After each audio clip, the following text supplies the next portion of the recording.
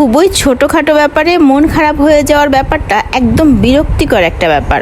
অন্যদের কাছে যেটা মন খারাপ করার কোনো বিষয়ই না, সেটাতে মন খারাপ হয়ে যায় এবং সবচেয়ে বেশি খারাপ হয়ে যায়। আর সমস্যা হচ্ছে, এই সমস্যা অন্যদের কাছে সমস্যাই না। আসসালামু আলাইকুম, কেমন আছেন আপনারা সবাই? আজকে সকালটা শুরু হয়েছে আমার গার্ডেনিং থেকে। কিছুদিন আগে ডাঁটা শাক আর লাউয়ের কিছু বীজ নিয়ে এসেছিলাম। এগুলোকে সেট করব বলে চিন্তা করছিলাম, বাট করা হচ্ছিল না। এই যে এই ডাঁটা শাকগুলো খুব একটা ভালো না, তারপরও ট্রাই করে দেখি যদি এবার ঠিকঠাক মতো হয়। গতবার তো বৃষ্টির কারণে একদম গোড়া পচে গিয়েছিল। এগুলো হচ্ছে লাউয়ের বীজগুলো। আজকে এই দুইটাই হচ্ছে সুন্দর করে সেট করে ফেলবো, দেখি হয় কি না এবার। গতবারেরগুলো সবই গোড়া পচে নষ্ট হয়ে গিয়েছিল। তো যেটা ফার্স্টেই বলছিলাম যে মন খারাপের বিষয়টা, আপনার মন খারাপের বিষয়টা কিন্তু সবার কাছে গুরুত্বপূর্ণ হবে তা কিন্তু না। এমন হতে পারে কিছু মানুষ আছে আমার মতো, যারা অল্প অল্প বিষয়ে মন খারাপ করে ফেলে, আবার অনেক বড় বিষয়েও কোনো গায়েই লাগায় না। কিন্তু এই যে মন খারাপের বিষয়টা, এটা কিন্তু অন্যদের জন্য অনেক বিরক্তির কারণ হয়ে ওঠে। আমার গাছের এই পাতাগুলোতে ছত্রাকের আক্রমণ হচ্ছে, যার কারণে পাতাগুলো অল্প অল্প করে সুন্দর করে হওয়ার পরও নষ্ট হয়ে যাচ্ছে। আজকে রান্নাবান্না সব আম্মু করেছে। আম্মু বলতে আমার মা। উনি কিছুদিন ধরে আমার বাসায় ছিলেন, যার কারণে উনি রান্নাবান্না করেছে। অনেকদিন পর মায়ের হাতে লাল লাল মাছের ঝোল খেতে পারবো ভেবেই ভালো লাগছে। মাছটা রান্না করা হয়েছিল রুই মাছ আর মিষ্টি কুমড়া আলু দিয়ে, খুবই টেস্টি হয়েছিল। আম্মু ইদানিং রান্নাবান্না একদমই করতে চায় না, বা তার ভালো লাগে না করতে, তারপরও মাঝে মাঝে এত টেস্টি রান্না করে যে বলার মতো না। সন্ধ্যাবেলা চলে এসেছিল ভাবি, আর ভাবি আমার অসুস্থতার কথা শুনে এত কিছু রান্না করে নিয়ে আসে যে আমি জাস্ট অবাক। এত কিছু রান্না করতে অনেক পরিশ্রম হয়েছে তার, এই জন্য ভাবিকে অনেক অনেক ধন্যবাদ। এটা ছিল কবুতরের মাংস, লাল শাক, আর এখানে ছিল গুঁড়া মাছ আলু দিয়ে।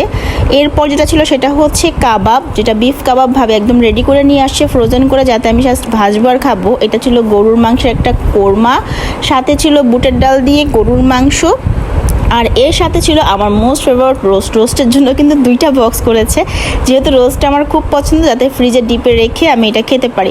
এত কিছু নিয়ে এসেছে দেখে সত্যি আমার অনেক বেশি ভালো লেগেছিল। আসলে এই যে ছোট ছোট ভালোবাসাগুলো কিন্তু অনেক দিন মনে থাকে, আর এগুলো কিন্তু কখনো ভুলে যাওয়ার মতো না।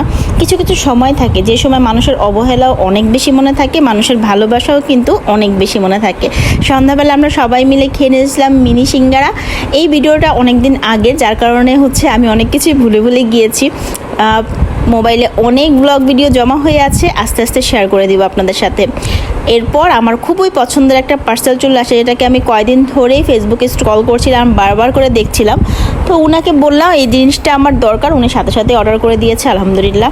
সো এটা হাতে পাওয়ার পর আমি একটু মন খারাপ করেছিলাম, তার কারণ হচ্ছে ভিডিওতে যেমনটা দেখা গিয়েছিল অনেক বেশি হেভি মেটালের, এটা তেমনটা হেভি ছিল না, এটা একটু পাতলা গোছের ছিল। বাট এটার শাইনিংটা আমার খুবই পছন্দ হয়েছে।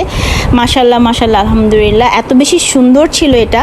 এটার দাম রেখেছিল মেবি 1050 টাকা এইরকম ছিল। এটা গোল্ডেন কালারটা আমি নিয়েছি, এটার মধ্যে হচ্ছে কপার কালার আছে, ব্ল্যাক কালার আছে, বাট আমার কাছে গোল্ডেনটাই বেশি ভালো লাগছিল। তো কোথায় সেট করবো ভাবছিলাম, যেহেতু গোল্ডেন কালার আর আমার বাসার দেয়ালগুলো হচ্ছে অফ হোয়াইট কালারের মধ্যে, তাই বুঝে পাচ্ছিলাম না যে অফ হোয়াইট কালারের মধ্যে আসলে এটা কতটুকু সুন্দর লাগবে। তো এটাকে আমি হচ্ছে একটু দেয়ালে সেট করে দেখে নিচ্ছিলাম, না বেশ ভালোই লাগছে, তাই না বলেন? এরপর এটাকে আমি ডাইনিং টেবিলের ওপরে যে স্পেসটা সেখানেই সেট করে দিয়েছিলাম।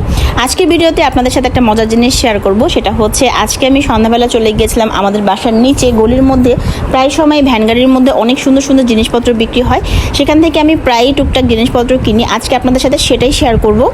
ওটা ভিডিও কিন্তু একদম শেষ পর্যন্ত দেখতে হবে। আর কোনো কিছু আনলে এই বাবল যে র্যাপগুলো আছে, এগুলো যে আমার কি ভালো লাগে, এগুলো হচ্ছে আমি কাজ বাদ দিয়ে দাঁড়িয়ে দাঁড়িয়ে ফুটাচ্ছিলাম। আর এখানে হচ্ছে আগে থেকে একটা আয়াতুল কুরসির একটা ফ্রেম ছিল, ওইটার পাশেই হচ্ছে আমি এটাকেও সেট করছি। আচ্ছা, এটা কিন্তু একটা আয়াতুল কুরসি লেখা একটা খুব সুন্দর শোপিস, আমার কাছে তো খুবই ভালো লেগেছে। আপনাদের কাছে কেমন লেগেছে জানাবেন। তো চলে এসেছি নিচে, যে এই গজ কাপড়গুলো হচ্ছে নতুন আসছে, আমি সবসময় তার কাছ থেকে গজ কাপড়গুলো নিয়ে থাকি। আজকে কিন্তু আপনারা বলবেন আমি কোন গজটা নিয়েছি। আর এখন যে গজ কাপড়গুলো দেখাচ্ছি, এগুলো সবগুলোই কিন্তু হচ্ছে 80 থেকে 90 টাকা করে গজ। কাপড়গুলো অনেক ভালো হয়, এই গরমে কিন্তু বাসায় গজ কাপড় পরতে অনেক আরামদায়ক। সো এই কাপড়টা একদম নতুন আসছে, ভাবলাম যে আপনাদের সাথে শেয়ার করি। এটাও হচ্ছে 80 টাকা করে গজ ছিল, কিন্তু কাপড়ের কালারটা খুব সুন্দর ছিল। আর এখানে আরেকটা প্রিন্টও ছিল, আমি আসলে কনফিউজড হয়ে গেছিলাম কোনটা নেব। এরপর আমি হাঁটতে হাঁটতে আরেকটা ভ্যানে চলে গেলাম, যেহেতু এখানে আমার অপশন আছে অবশ্যই আমি হাঁটবো। মেয়েরা তো এরকমই করে, তাই না? একটা দোকানে জিনিস পছন্দ হলো, চিন্তা করে আরেকটা দোকানে ঘুরে দেখি তো সেখানে কি আছে। আর এগুলো ছিল হচ্ছে আপনার ওয়ান পিস, যেগুলো হচ্ছে কামিজের জন্য। এগুলো দাম চাচ্ছিল 300 টাকা করে। কাপড় বেশ ভালোই ছিল।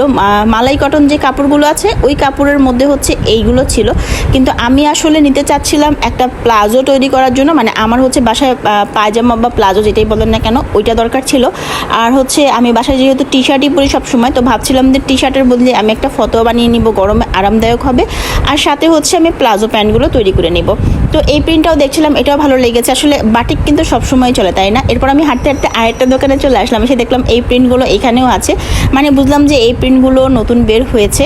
তো যাই হোক, অনেক যাচাই বাছাই করে তবে এখানে এই প্রিন্টগুলোর দাম চাচ্ছিল 120 টাকা করে, কিন্তু এটার কাপড়টা একটু আলাদা ছিল, একদম পাতলার ওপরে ছিল। এটা হয়তো আরাম পাওয়া যাবে, যারা মেক্সি বানাতে চান বা যারা কামিজ পরেন ফুল হাতার বানাতে চান তারা কিন্তু গরমে এটা দিয়ে তৈরি করতে পারেন। তো যাই হোক, দেখে শুনে আমি আবার চলে আসছিলাম আগের দোকানটাতে। আর যেহেতু এখান থেকে আমার হচ্ছিল না, আমি চাচ্ছিলাম যে একটু মোটামুটি ভারীর মধ্যে একদম পাতলা কাপড় দিয়ে সালোয়ার তৈরি করলে কিন্তু খুব একটা ভালো দেখা যায় না, যেহেতু আমি শর্ট ড্রেস দিয়ে পরবো ফতোয়া অথবা হচ্ছে টি শার্টের সাথে, তাই আমার একটু মোটা কাপড়ই দরকার। অবশেষে আমি এটা নিয়েছিলাম, আর এটার সাথে ফতোয়ার জন্য কি নিয়েছিলাম আপনারা কিন্তু আমাকে বলবেন। তো বাসায় এসে দেখি উনি আমার জন্য এই নাগা পিজা নিয়ে আসছে টেস্টের, এটা তো আমার ভীষণ পছন্দ। তো ইয়াম ইয়াম করে রাতের ডিনারটা কমপ্লিট করে ফেললাম। আজকে ভিডিওতে এতটুকুই, ভালো থাকবেন সবাই, আল্লাহ হাফিজ।